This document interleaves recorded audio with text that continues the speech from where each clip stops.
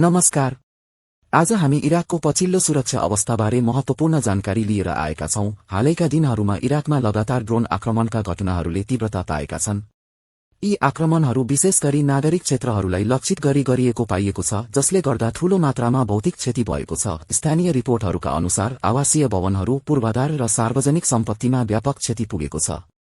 यी आक्रमणहरूले सर्वसाधारण नागरिकको जीवनमा गम्भीर असर पारेको छ। धेरै मानिसहरू घाइते भएका छन् भने केहीले ज्यान गुमाएको खबर छ। यसले इराकका नागरिकहरूमा त्रास र असुरक्षाको भावना बढाएको छ, जसका कारण उनीहरूको दैनिक जीवनयापनमा समेत कठिनाई भएको छ।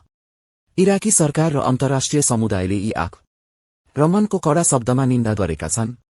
यस्ता गतिविधिहरूले मध्यपूर्वको यस संवेदनशील क्षेत्रमा शान्ति र स्थायित्वमा थप चुनौतीहरू खडा गरेको विज्ञहरूले बताएका छन्। हामी थप अपडेटहरूका लागि स्थितिमा निरन्तर नजर राखिरहेका छौं।